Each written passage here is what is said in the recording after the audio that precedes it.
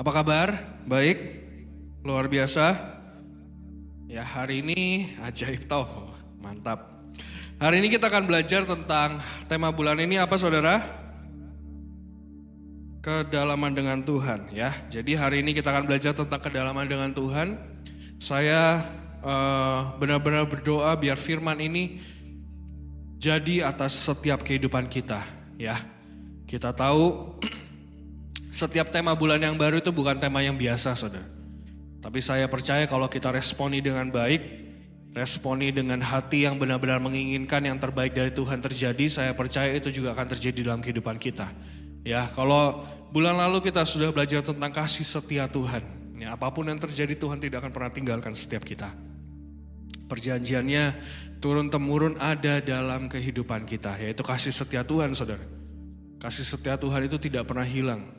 Mungkin kita berubah setia pun Tuhan tetap setia dalam kehidupan kita. Itu kasih setia Tuhan. Tapi saat ini kita akan masuk ke tema yang baru yaitu kedalaman dengan Tuhan. Artinya ada satu level yang baru yang Tuhan mau untuk kita masuki bersama-sama dengan Dia.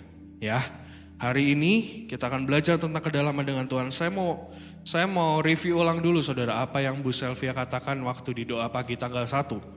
Ya, saya bacakan. Mari masuk lebih dalam lagi ya. Ayo fokus dengan semua apa yang menjadi rencana Tuhan yang sudah disiapkan dalam kehidupan kita. Tuhan rindu membuat kita next level, di-upgrade ya. Tapi di sini juga dikatakan tapi kembali ke kehidupan kita sendiri ya. Jadi respon hati kita sepanjang bulan ini minta Tuhan yang anugerahkan, minta Tuhan yang mampukan untuk kita dapat merespon dengan benar. Nanti kita akan belajar saudara, kemarin saya juga sampaikan hal yang sama di Boyolali. Kalau ada saudara-saudara di sini dari Boyolali juga dengarkan 2 kali, artinya Tuhan mau untuk saudara benar-benar mengerti. Ya. Apa kita punya roh yang haus dan lapar akan Tuhan? Seperti bangunan yang tinggi pasti fondasinya dalam. Ayo perkokoh setiap panggilan kita. Seperti kedalaman laut yang tak terbatas punya gelora cinta yang bersaut-sautan dengan Tuhan. Ya, jadi hari ini kita mau belajar tentang kedalaman dengan Tuhan. Ada satu next level yang Tuhan mau berikan dalam kehidupan kita. Tapi sebelum itu, fondasinya setiap kehidupan kita harus dibangun terlebih dahulu, saudara. Semakin tinggi bangunan, saya percaya semakin dalam fondasinya. Artinya apa? Harus disiapkan terlebih dahulu. Sampai tiba masanya, tiba waktunya datang Tuhan mau angkat kita tinggi. Didapati hati kita, fondasi kita sudah dalam saudara. Punya dasar yang kuat dalam Tuhan. Baru Tuhan bisa angkat kita terbang tinggi, amin.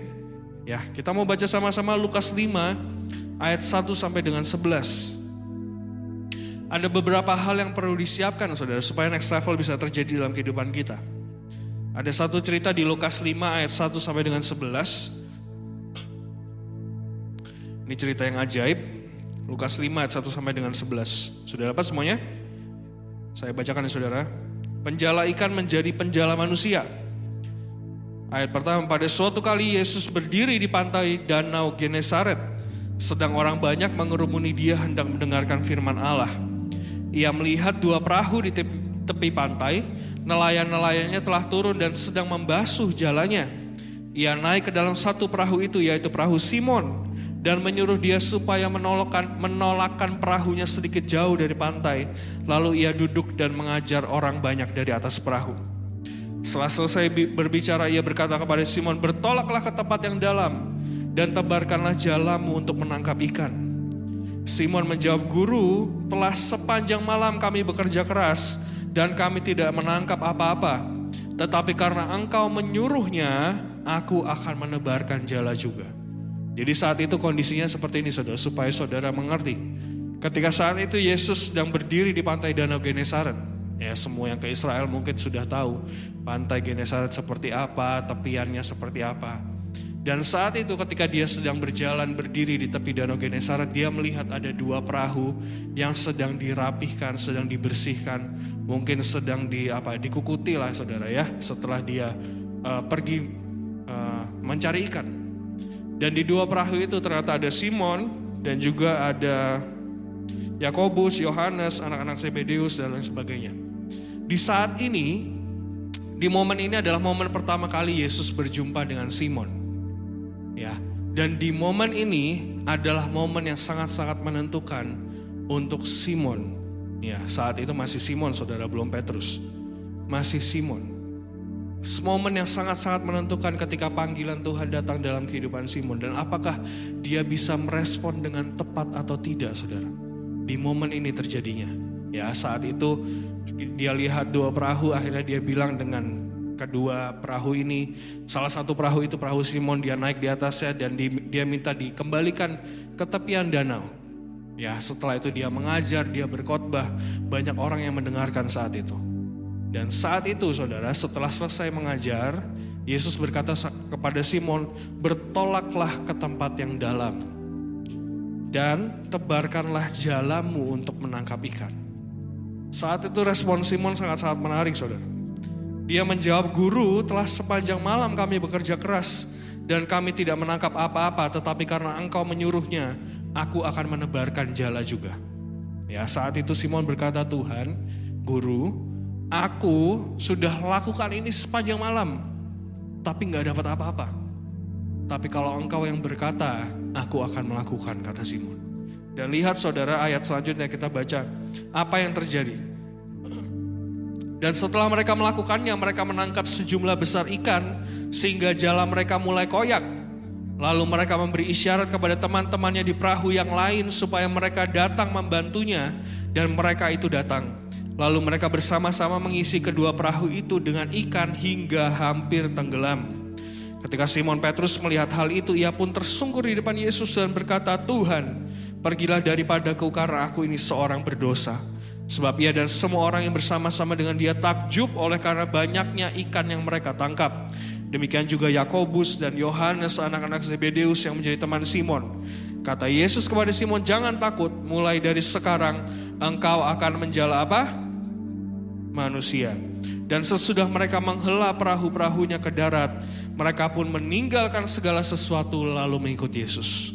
Lihat, saudara, apa yang terjadi ketika Simon Petrus dapat merespon dengan baik, dapat merespon dengan tepat.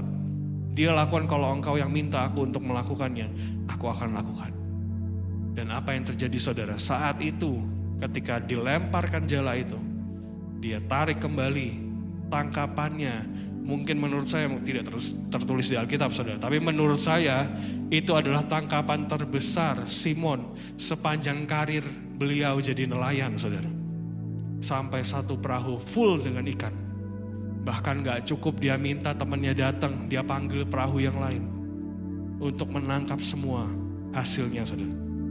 Tapi saat itu yang ajaib, saat itu yang selanjutnya terjadi, yang menurut saya lebih penting adalah Yesus berkata apa?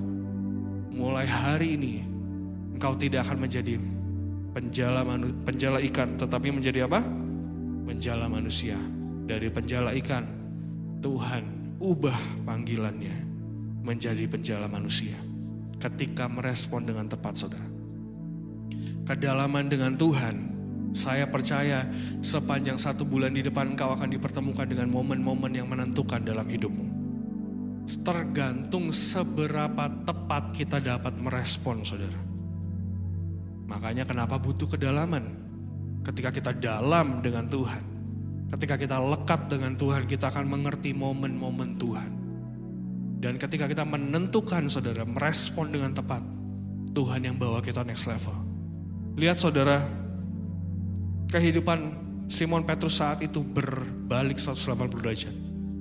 Langsung berubah sedemikian rupa hanya dalam satu momen, saudara. Saat itu dia hanya jadi nelayan biasa yang pergi coba ngejala ikan juga gak dapat. Semalaman dia bekerja keras dengan usahanya dia tidak dapat apa-apa. Tapi ketika dia merespon, akhirnya apa? Dapat tangkapan terbesar sepanjang hidup dia. Artinya dia dijadikan Tuhan dari nelayan ikan biasa jadi nelayan ikan sukses, saudara ya. Setelah itu bukan hanya jadi nelayan ikan, tapi dia benar-benar menjadi penjala manusia. Dan kita tahu semua ceritanya bagaimana dia dipakai oleh Tuhan dengan sangat ajaib luar biasa. Orang pertama yang mungkin dalam satu kebaktian membaptis 3.000 orang siapa? Menobatkan 3.000 orang siapa? Petrus, saudara. Bagaimana Tuhan bisa pakai nasib seseorang berubah langsung dalam satu momen, saudara. Ketika merespon dengan tepat. Ya, hari ini saya lanjut, saudara ya. Kita akan belajar bagaimana caranya untuk kita masuk dalam kedalaman. Yang pertama, kita baca ayat 4, saudara. Lukas 5 ayat 4. Setelah selesai berbicara, ia berkata kepada Simon, bertolaklah ke tempat yang dalam dan tebarkanlah jalamu untuk menangkap ikan. Hal yang pertama yang harus kita lakukan ketika kita mau masuk kedalaman adalah kalahkan kedangkalan dalam hidupmu. Ya, jangan tetap di permukaan, saudara. Berani untuk menyelam dengan Tuhan. Saat itu Yesus berkata dengan Simon, bertolaklah ke dalam. Hal yang sama juga ditanyakan kepada setiap kita saat ini, diperintahkan kepada setiap kita. Itu perintah, saudara, bukan tanya ya. Saat itu Yesus tidak bertanya sama Simon, tapi dia berkata bertolaklah ke dalam. Begitu juga dengan kehidupan kita. Hari ini Tuhan berkata, mari masuk ke dalam kedalaman. Mari masuk ke dalam kedalaman dengan Tuhan. Saat itu Simon berkata, kalau engkau yang menyuruh, aku akan menebarkan jala juga. Dia disuruh Tuhan bertolak ke dalam. Artinya tidak tinggal di permukaan, saudara. Permukaan itu apa? Kenyamanan kita, rutinitas kita, tidak mau berproses, tidak tahan berproses, lari dari proses kehidupan. Itu permukaan, saudara. Hari ini, mari masuk dalam kedalaman. Kalau kita lihat cerita ini secara penuh, sebenarnya Simon sedang berkata sama Yesus, Guru, yang nelayan itu saya, bukan kamu. Ya, betul ya. Dia berkata sepertinya sudah semalam-malaman loh saya cari ikan. Dan ini bukan waktunya untuk cari ikan sebenarnya. Mungkin dia sepanjang malam dia sudah mencari ikan, saudara. Tapi saat itu ketika pagi-pagi saat itu ya mungkin ya, sudah Yesus berkata lagi sama Simon, ayo bertolak ke dalam. Tebarkan jalamu sekali lagi. Dia seperti berjuang, saudara ya, untuk mengalahkan mungkin kekuatannya dia, pengetahuannya dia tentang menjala ikan, saudara. Itu yang harus kita lakukan. Kalahkan kedangkalan-kedangkalan dalam setiap kehidupan kita. Artinya apa? Tidak bergantung pada kekuatan, tidak bergantung kepada kemampuan kita, tidak bergantung kepada pengetahuan-pengetahuan kita. Mari berproses dalam kehidupan kita. Semakin kita berproses, saudara, saya percaya Tuhan akan bawa kita masuk lebih dalam lagi dengan Dia. Mari berproses dalam kehidupan kita. Ada proses-proses yang tidak dapat dipotong, saudara. Kita tahu cerita Abraham. Saudara tahu cerita Abraham ya? Ketika dia menantikan anak, ada proses yang dipotong di situ, saudara.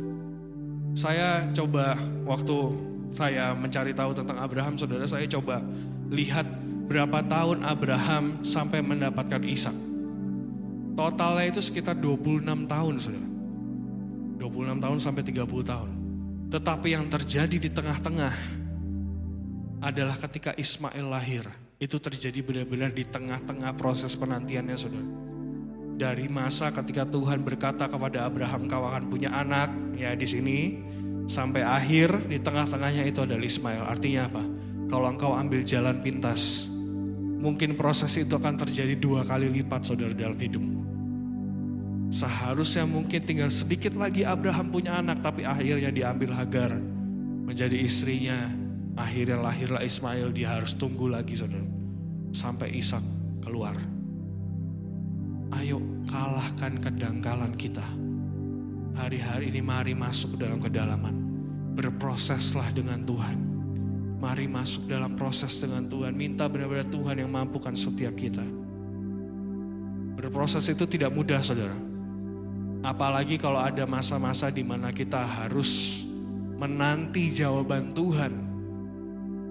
Tapi hari ini Tuhan katakan apa? Ayo masuk dalam kedalaman. Tinggal tenang dan diam di kakiku. Ketika kita tinggal tenang, saudara, tinggal diam, itu tidak berarti kita tidak melakukan apa-apa. Tapi saat ini mari jadi seperti Maria yang duduk di kaki Tuhan dan dengarkan isi hati Tuhan. Alkitab katakan apa? Yesus berkata kepada Maria, engkau memilih bagian yang terbaik.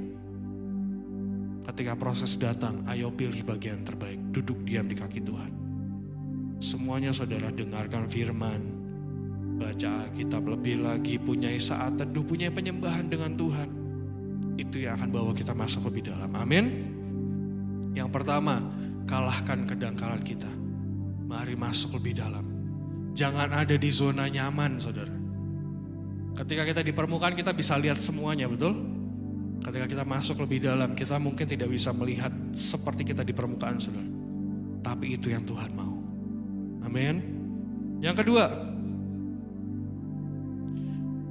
yang terpenting saudara, yang menjadi respon dari Simon saat itu ayat 5. Simon menjawab, "Guru, telah sepanjang malam kami bekerja keras dan kami tidak menangkap apa-apa, tetapi karena engkau menyuruhnya, aku akan menebarkan jala juga." Saudara harus mengerti kalau Yesus sudah suruh kita untuk melakukan sesuatu, itu adalah yang terbaik dalam kehidupan kita. Jangan, ya pasti adalah saudara, namanya manusia pasti ada berdebat-debat dikit lah dengan Tuhan. Tuhan, kenapa sih harus kayak gini? Kenapa sih aku harus lakukan ini? Kenapa sih aku harus minta maaf sama orang yang dibenci gitu ya, misalkan ya. Sama orang yang bikin rusuh gitu. Aku harus minta maaf, kenapa sih Tuhan? Ya semuanya itu, saudara, kalau Tuhan sedang menyuruh kita melakukan sesuatu, ada maksud dan tujuan di baliknya. Dan percaya saudara, semuanya adalah yang terbaik. Tuhan sudah melihat jauh ke depan daripada apa yang kita bisa lihat. Makanya kenapa kunci yang kedua, yang tadi kan kalahkan kedangkalanmu, yang kedua adalah dengar dan lakukan apa yang Tuhan katakan.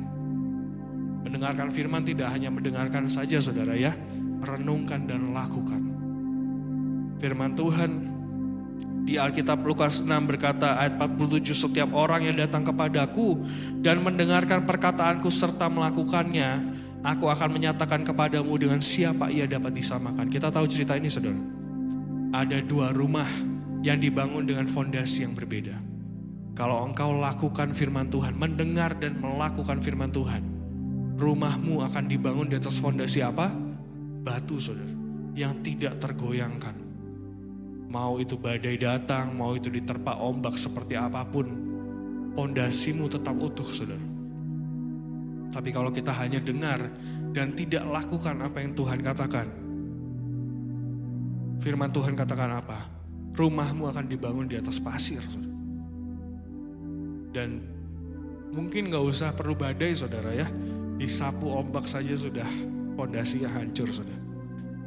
Hari ini yang kedua, kalau Tuhan berkata, berfirman sesuatu dalam hidupmu, mari lakukan dengan ketaatan. Mungkin kita tidak mengertinya sekarang saudara, tapi ketika kita lihat jauh ke belakang nanti, kau akan melihat semua sudah ditentukan sesuai dengan waktu-waktu Tuhan yang sempurna. Amin. Saudara, kalau saudara renungkan hidupmu ke belakang, saudara kau akan melihat jejak-jejak Tuhan berjalan bersama dengan kita. Itu yang terpenting saudara. Saat ini mungkin kau tidak mengerti, tapi ketika engkau melewati semuanya, kau akan bisa melihat ke belakang dan berkata, Tuhan kau baik. Kenapa? Karena Dia sudah mengatur semuanya sedemikian rupa saudara. Yang terbaik terjadi dalam kehidupan kita. Amin. Yang ketiga, yang terakhir. Yang terakhir Mazmur 32 ayat 8 sampai dengan 10. Kita membuka sama-sama Mazmur 32 ayat 8 sampai dengan 10. Jadi caranya saudara untuk bagaimana kita bisa masuk dalam kedalaman. Yang pertama adalah kalahkan kedangkalan kita. Jangan tetap berada di permukaan saudara. Mari masuk lebih dalam. Mari masuk lebih dalam. Yang kedua, dengar dan lakukan apa yang Tuhan katakan. Titik awal pembalikan keadaan hidup Simon saudara adalah ketika dia merespon dengan tepat saat itu. Biar ini juga yang terjadi dalam kehidupan kita saudara. Yang ketiga, apa yang membuat kita mengalami kedalaman dengan Tuhan? Yang ketiga, Mazmur 32 ayat 8 sampai dengan 10. Aku hendak mengajar dan menunjukkan kepadamu jalan yang harus kau tempuh. Aku hendak memberi nasihat, mataku tertuju kepadamu. Janganlah seperti kuda atau bagal yang tidak berakal, yang kegarangannya harus dikendalikan dengan tali les dan kekang. Kalau tidak, ia tidak akan mendekati engkau. Banyak kesakitan diderita orang fasik, tetapi orang percaya kepada Tuhan dikelilingnya dengan kasih setia. Yang ketiga, kunci yang ketiga saudara, yang saya mau bagikan hari ini adalah mari lekatkan hati kita dengan Tuhan. Ketika kita melekat dengan Tuhan saudara, udah bukan lagi yang mau kita yang terjadi, tapi kemauan Tuhan yang terjadi dalam kehidupan kita. Udah bukan lagi apa yang kehendak kita yang terjadi, tapi biar kehendak Tuhan yang terjadi dalam kehidupan kita. Itu yang terbaik saudara. Ikuti apa hati Tuhan, melekat dengan hatinya. Lekat dengan Tuhan memberikan rasa tenang karena apa? Kita lekat dengan Raja segala raja, Dia tahu segalanya dalam kehidupan kita. Saya juga catat di sini saudara, mengikuti kehendak Raja. Tidak perlu sampai kita jadi kuda atau bagal yang tidak berakal. Tadi kan dikatakan ya, ayat 9 dikatakan janganlah seperti kuda atau bagal yang tidak berakal. Kegarangannya harus dikendalikan dengan tali les dan kekang. Sepertinya saudara ya, kalau saya baca firman ini, kalau saya baca ayat ini saudara, ujung-ujungnya juga akan sampai saudara. Karena kasih setianya, karena Dia mengasihi, mencintai setiap kita, ujungnya kita pasti nyampe juga. Tapi di sini katakan jangan jadi seperti kuda atau bagal yang tidak berakal. Harus dipaksa dulu saudara baru bisa masuk kehendak Tuhan. Harus ditarik dulu, harus sakit dulu, baru bisa masuk rencana Tuhan yang sempurna. Tapi ketika hati kita melekat, dikatakan apa? Tuhan yang mengajar, Tuhan yang menunjukkan jalan yang harus kita tempuh. Dia sendiri yang menunjukkan jalannya saudara. Cukup kita ikuti saja hari demi hari. Amin. Saya contohkan saudara ya, Pak Daniel sering mengumpamakan hati yang melekat itu seperti ikan yang ada dalam perut Yesus saat Dia bangkit saudara. Saudara tahu ceritanya? Ketika Yesus bangkit, Dia kembali ke Galilea, Dia ketemu dengan murid-muridnya, Dia makan saudara ya bersama dengan mereka perjamuan. Untuk apa? Membuktikan bahwa Dia bangkit. Saat itu Dia makan ikan saudara. Dia lihatkan hasil coblosannya saudara ya, dicoblos di tangan kanan kiri saudara ya. Dia tunjukkan kepada saat itu Thomas, kalau kamu gak percaya nih, celupkan jarimu ke tanganku, kata Yesus. Dan setelah itu saudara, yang Dia lakukan, Dia tembus tembok, betul? Gak usah pintu itu dibuka, Dia tembus. Dan hati yang melekat, kalau boleh saya umpamakan, saya ambil contoh dari Pak Daniel saudara. Hati yang melekat itu seperti ikan di dalam perut Yesus. Ikannya ikutan tembus tembok, betul saudara? Gak perlu, ya jangan begitu tembus tembok gak mungkin ikannya ketinggalan, betul? Tapi dia ikutan Yesus tembus tembok juga. Itu hati yang melekat saudara. Kalau kita melekat, kemanapun Yesus pergi kita ada di sana. Kemanapun Yesus mau untuk kita berada, Dia berada di sana, kita ada di sana saudara. Itu hati yang melekat. Keajaiban Yesus. Menurut saya ikan itu ikutan bangkit naik ke surga juga saudara. Betul ya, karena saat itu setelah itu Dia terangkat ke surga, ikannya berarti masih ada di situ saudara. Artinya apa? Semua yang Tuhan mau, semua yang Tuhan tahu terbaik, kita menikmatinya. Karena apa? Hati yang melekat. Ketika hati kita melekat saudara, seperti stiker ditempelkan saudara ke tubuh Yesus misalkan ya. Kemanapun Dia pergi kita ikuti. Kemanapun yang jadi yang terbaik buat kita, Dia tahu semuanya saudara. Amin. Mari masuk lebih dalam. Mari masuk lebih dalam. Kemarin saya di Boyolali juga umpamakan hal ini saudara. Yang terakhir, masuk lebih dalam akan membuat hati kita tenang. Jauh lebih dari apapun saudara. Pak Daniel selalu berkata, mau kamu punya koneksi, mau kamu punya kekuatan, mau kamu punya kenalan, tidak akan bisa memberikan kamu kedamaian. Kedamaian itu cuma ada dalam Tuhan saudara. Kalau hati kita saat ini sedang gundah ya saudara ya, mungkin sedang terpapar dengan semua masalah, ombak yang terjadi, terpaan badai, engkau masih ada dalam permukaan saudara. Saya mau tutup kesimpulan saya dengan satu perumpamaan ini saudara.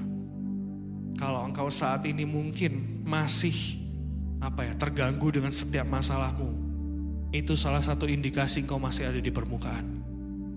Karena saudara, deru ombak Ya, kita kalau misalnya badai datang itu ombaknya serem, betul ya? Itu hanya terdengar di permukaan, saudara. Tapi ketika engkau masuk ke dalam kedalaman, tidak ada lagi deru ombak yang terdengar, saudara. Hanya kedamaian, hanya ketenangan. Itu makanya kenapa kita harus masuk lebih dalam lagi dengan Tuhan. Amin, saudara. Salah satu indikasi, kalau keadaanmu, kalau mungkin sekitarmu, kalau mungkin masalahmu masih mengganggu kehidupanmu, saudara. Engkau masih merasa, aduh Tuhan kenapa ya? Hatiku ini masih terganggu sekali dengan semua masalah. Itu artinya kita belum masuk ke dalam kedalaman. Mungkin ketika kita masuk ke dalaman, saudara, ombaknya masih sama gak di atas? Masih. Badainya sama, anginnya masih sama. Tapi ketika kita masuk ke dalam kedalaman, ada ketenangan dengan Tuhan. Ada kedamaian dengan Tuhan. Saudara, telingamu akan Tuhan tutup, saudara. Daripada mendengar semua yang tidak perlu. Itu akan menenangkan setiap jiwa kita. Mari masuk dalam kedalaman. Saya percaya bulan ini akan jadi bulan yang ajaib. Saya percaya mungkin saudara ya, Tuhan tahu yang terbaik dalam kehidupan kita. Masalah apapun Tuhan bisa selesaikan. Tapi satu yang Tuhan minta hari ini, perintah Tuhan kepada Simon apa? Bertolaklah ke dalam. Mari masuk ke dalam kedalaman. Engkau akan melihat Tuhan yang bereskan semuanya. Amin. Biar firman Tuhan ini jadi berkat atas setiap kita. Ya, Tuhan Yesus memberkati.